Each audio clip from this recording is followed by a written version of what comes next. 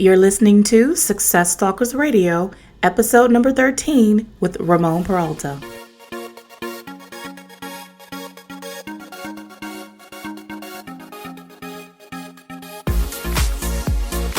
Welcome to Success Stalkers Radio. I am your host, Iona Garrett. People all over the globe are rewriting the rules to success. They're making money and changing the world. Join me Monday through Friday as I interview today's top entrepreneurs, business leaders, and entertainers that will leave you inspired to take action and achieve success on purpose. Are you ready? Let's dive right in.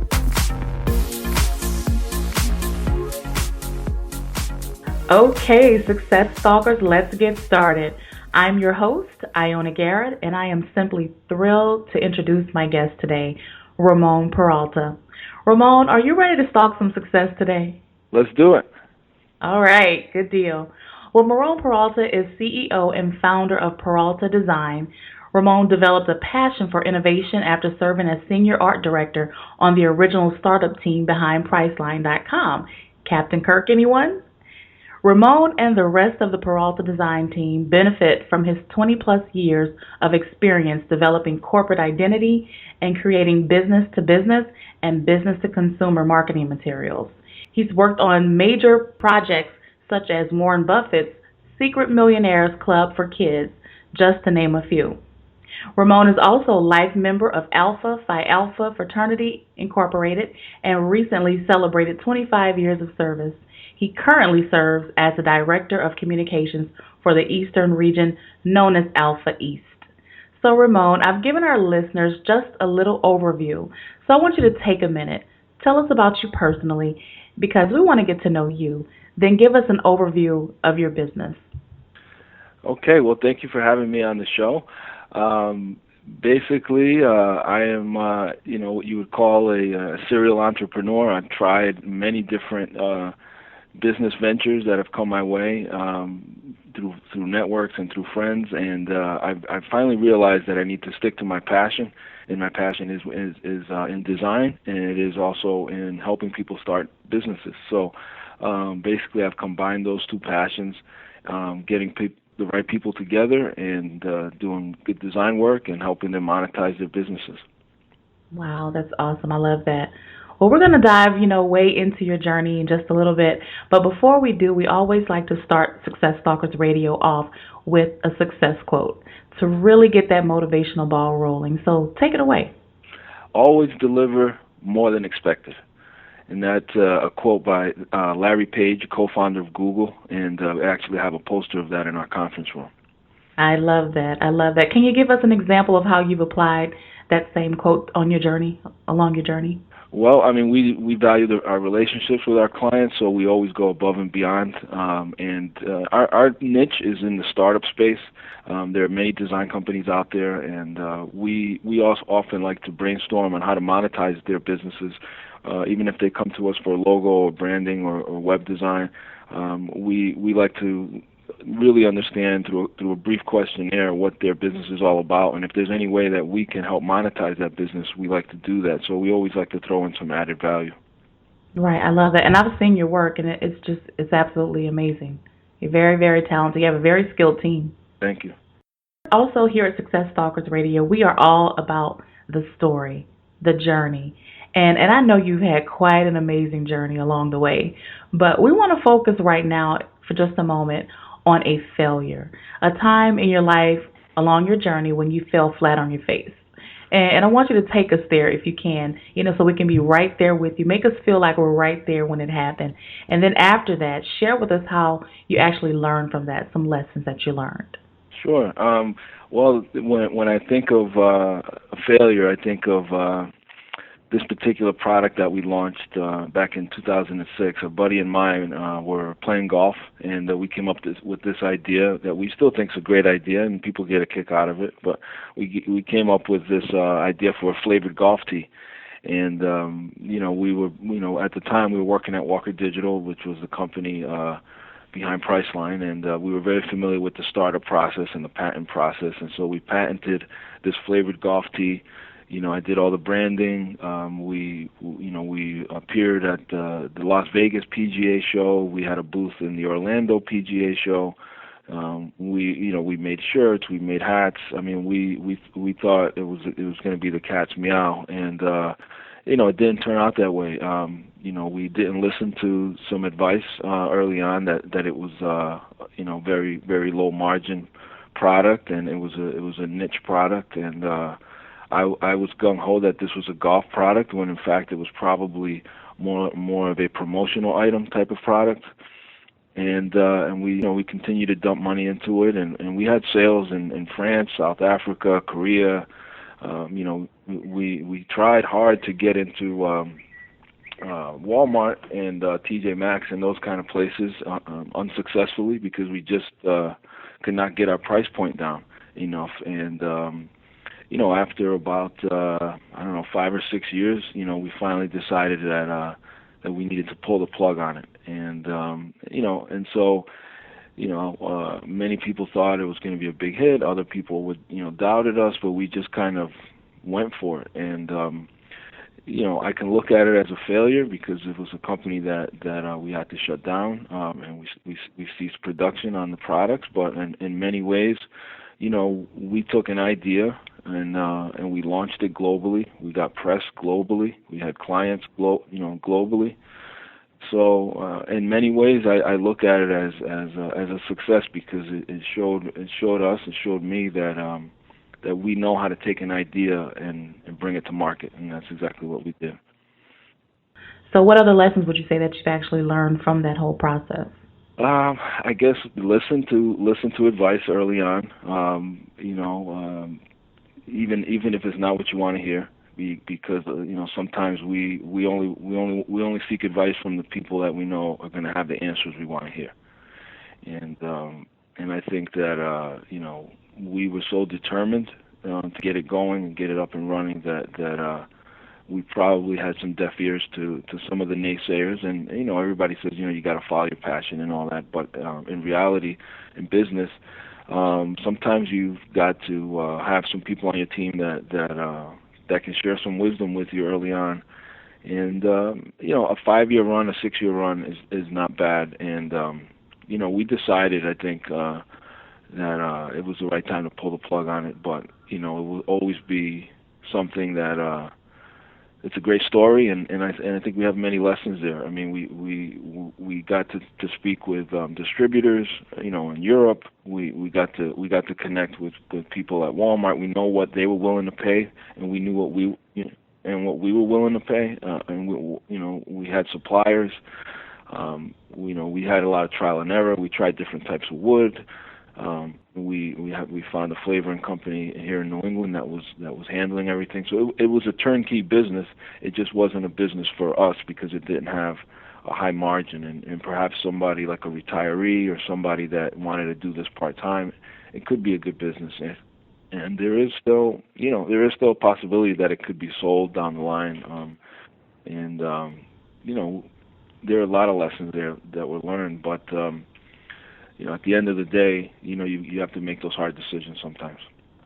Oh yes, I can relate to that. I really can resonate with that because I had also, I guess you could say, a failure, but I learned from it too when I opened a few years ago a boutique and didn't really, I was gung ho and excited and had this wonderful idea and really didn't take some good advice that I had received, and we had a good run.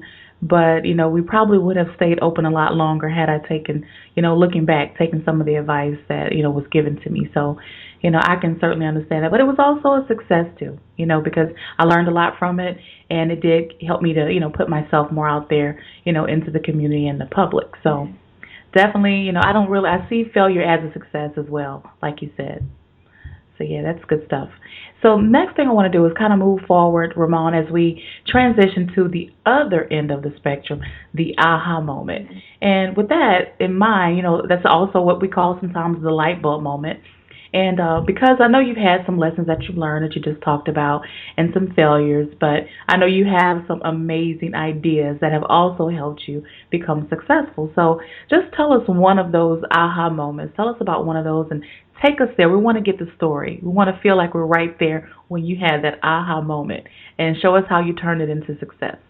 Okay, well, I mean, for me, my aha moment came in 2008, and it came at probably one of the lowest points my professional life because I was it was the day that I was laid off. I lost my job that I'd had for about 10 years, and it was tough because I had built this team. I was on the team that started Priceline.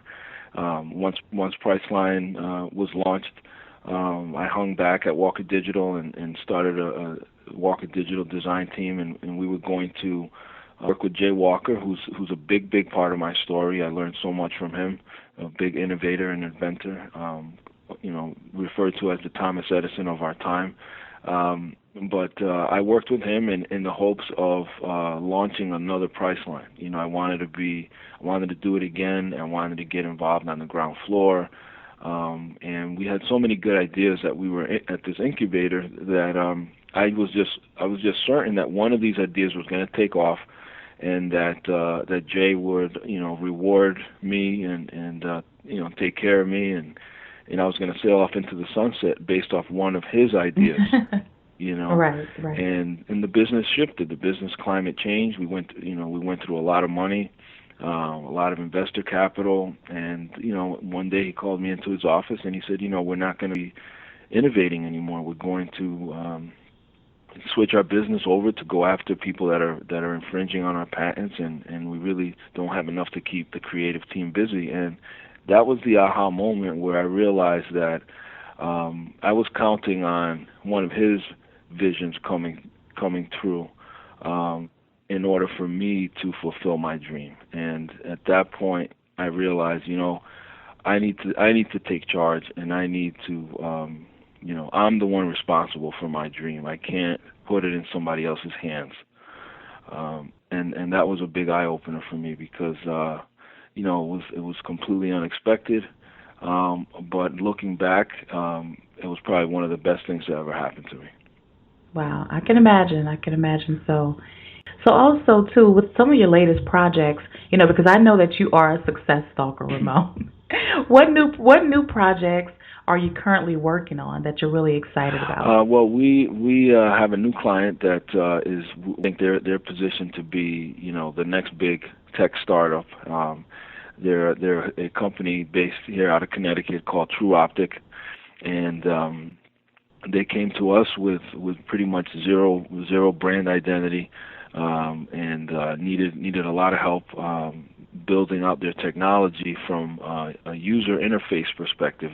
They've developed some really cool technology where they're able to pull data from the internet, and they can tell who's downloading what illegally all across the world.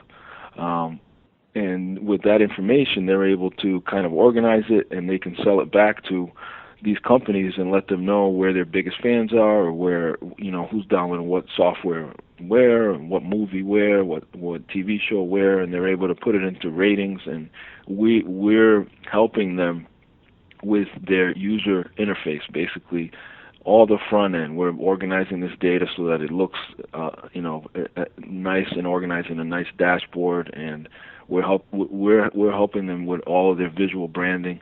And it's an incredibly exciting startup, and it's one of the benefits of the job because we get these companies that are fledgling companies that are all of a sudden getting recognized. They were named by Gartner, the cool innovator of 2014, and they've got a lot of interest. They're meeting with a lot of big players. They recently met with Comcast, and they're getting the attention of a lot of people. And for us to be involved with a company like that, it's very exciting for us because we love to see our clients succeed. Yeah, that's fascinating. I've always been a big fan of your work. I think you know that.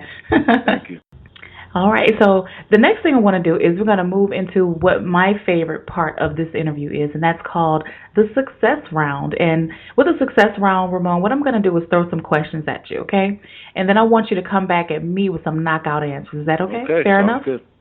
So the first one is, what was it that held you back from becoming an entrepreneur before you started? Fear. You want to elaborate a little bit on it? I was just afraid to take risks. I think I was accustomed to the 9 to 5, and I always felt that I always wanted to be an entrepreneur, but I was always a part-time entrepreneur. And if you do things part-time, you're going to get part-time results. Right, right. Gotcha, gotcha. And what is the best advice you've ever received, or business advice you've ever received? Geez, I get business advice all the time. It's whatever sticks. I think one of the things that helped me early on was just the simplicity of having faith. Have faith. The work will come in the early stages of developing any business.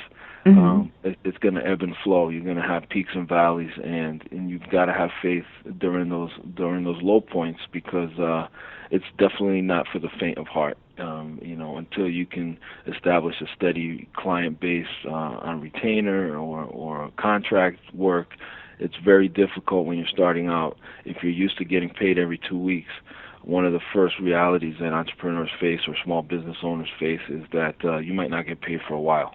Right. And getting through those valleys, and not getting too high on the highs and not getting too lows on the lows, will definitely pay off in the long run. And the other thing that I like to remember is that slow money is better than no money. And what I That's mean, true. That's good. I have to what, remember that. yeah, what I mean by that is that I like to value the relationship. If a client comes to us and I think that there's potential to have a long-term relationship with that client, then I'm going to do my best to nurture that. And I think anybody can, whack anybody over the head and charge them a huge amount and never hear from them again. I don't think there's any skill in that. I think the real skill comes in if you can establish trust and loyalty and a relationship with a client, and have them not only be a client, repeat client for you over the long haul, but those type of clients will refer many other clients back to you. Right. Gotcha. That's so true. So true. Ramon, do you have an internet resource or a business tool that you use maybe with yourself or your team that you can share with our listeners? Yes, actually, we swear by these three. I use Dropbox daily. Basecamp is great for our clients and us to track projects and track deadlines. And then we also, starting last year in December, we started using FunctionFox, which is a time tracking software that's very valuable for us, because we can track. Each person can log in and track how much time. Each team member logs in and they can see how much time they've spent on any particular project. And at the end of the week, I can give a client a report of where they are, Oh, wow. based on how many hours we've spent on their project. And at the end of the month, it comes in handy for invoicing, because I can generate reports so that when I give a client an invoice, I can also attach a report that shows them what they're being billed for, and where the lion's share of the hours might have gone. And it helps us too, as far as being able to provide accurate estimates for clients, because we know exactly how long a project took us to complete. Wow. Technology. I love it. That's awesome. Never heard of anything like that. That's good. That's good. Okay. Well, what books are you reading right now, or what book would you recommend to our listeners? Well, I'm a big fan of Malcolm Gladwell, and a big fan of his book Outliers.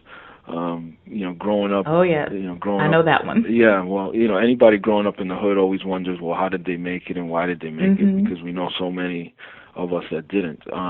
And he's the one I'm reading recently is called David and Goliath, and it's a good one. It's by Malcolm Gladwell, and it actually talks about sometimes what you perceive as being your weaknesses are your strengths. So it's about the underdogs and things like that, and how even in the biblical story of David and Goliath, there were many advantages why David was able to take down the giant. And that's something that's it's very inspirational for me as I try to go up against the big players in the design and in the web development industry, and go after the bigger fish. Um, Mhm. you have to, you don't say that your team is small. You say your team is nimble. So those kind of things really help you when you realize that there are a lot of things that are perceived as disadvantages are actually advantages.